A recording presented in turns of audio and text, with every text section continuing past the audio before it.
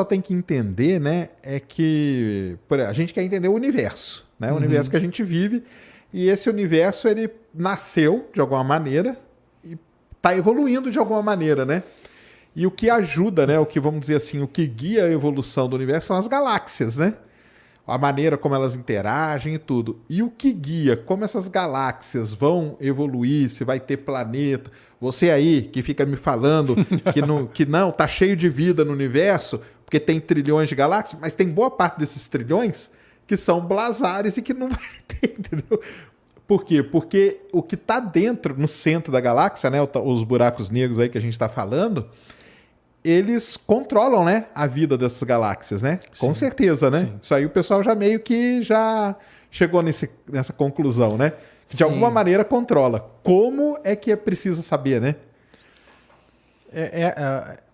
Essa realização de que a vida das galáxias está intimamente ligado com as galáxias estão sobre a mercê do buraco negro no centro dela.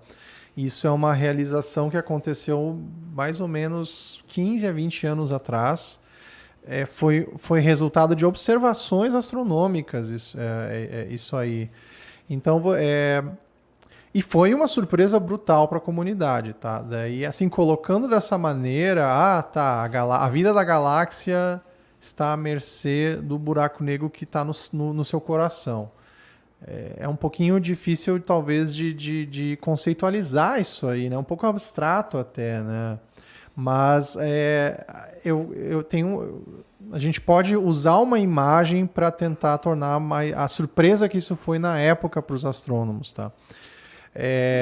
Essa surpresa de que um buraco negro supermassivo afeta a vida da galáxia é tão estranho como se a gente pegasse aqui tem uma garrafa de água na minha frente, aqui na mesa, na linda mesa aqui do Sérgio, do podcast do Sérgio, né? Então é a mesma coisa que pegar essa garrafinha aqui e esse objeto minúsculo em comparação com o nosso planeta causasse o aquecimento global do planeta, sabe? Imagina se, assim, isso não acontece aqui, tá?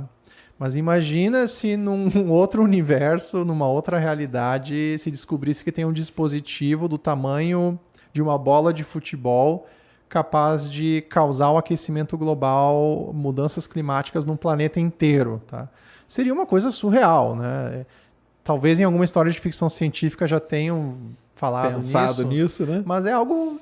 Não, mas como que um objeto desse tamanho vai causar o aquecimento global? Isso é um absurdo, é uma afronta às nossas expectativas, né?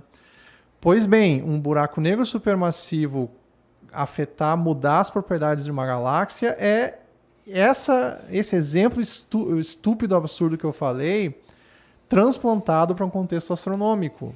A diferença de escalas entre o que acontece com o buraco negro supermassivo e a galáxia inteira é a mesma diferença entre o tamanho de uma bola de futebol e o tamanho do planeta Terra inteiro. Então, isso estou tentando dar uma ideia do que foi a surpresa para os astrônomos quando isso foi descoberto.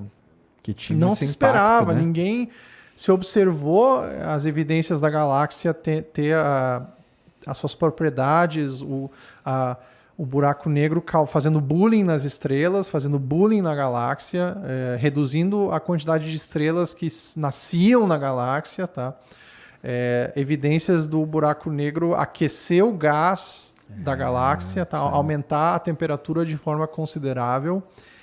E quase ninguém tinha previsto isso. Os astrofísicos teóricos foram de volta para a lousa para rever as equações. Tipo, ninguém tinha previsto esse bullying galáctico dos buracos negros. Sim, tá? Claro.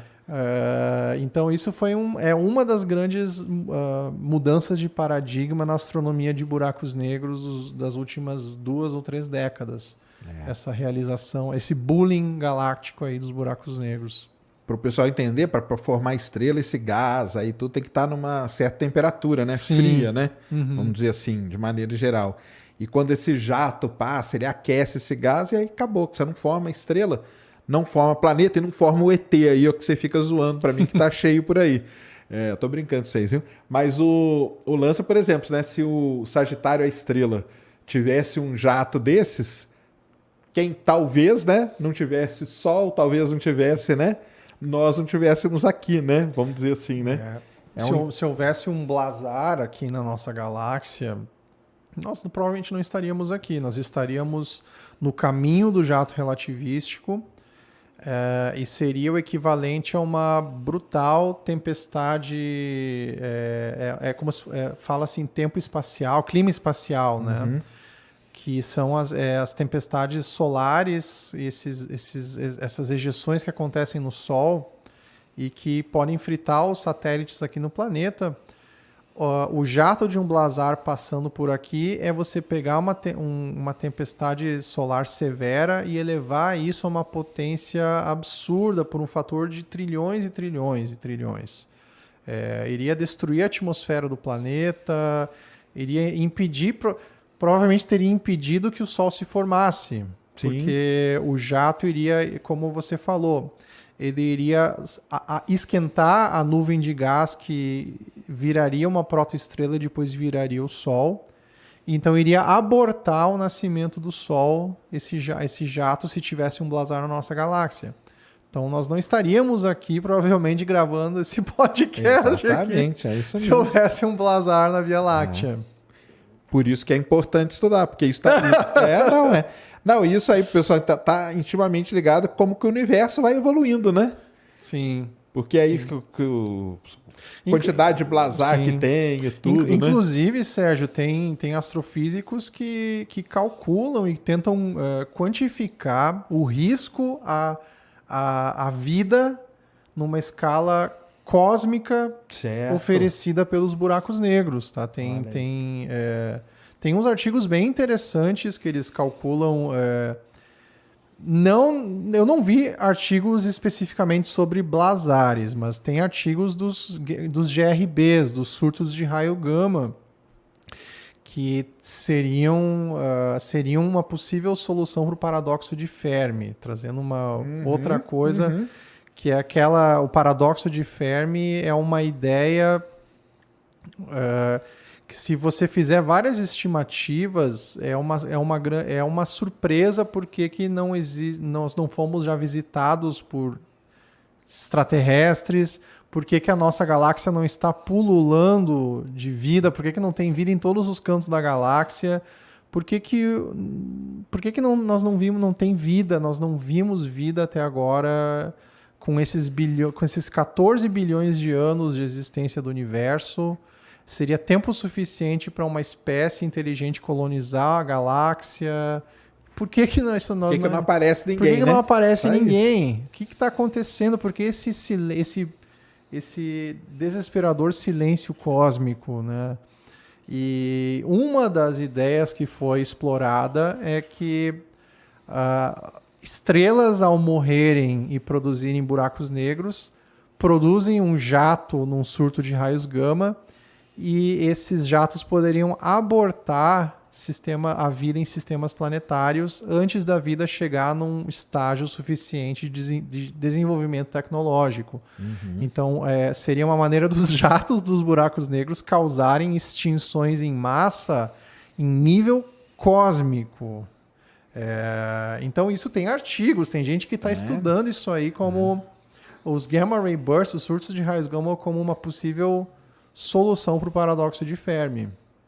Legal. Eu espero que estejam errados, tá? Eu espero que os meus objetos de estudo, que eu adoro, que eu amo, eu espero que eles não sejam a causa da extinção da vida no universo, tá?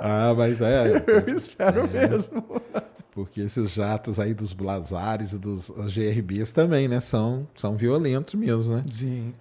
Mas é isso aí mesmo, as coisas estão ligadas, né? Então, porque às vezes a gente fala e tal, né? O pessoal, mas esses caras viajam. Não, cara, é coisa que tá aí, tá.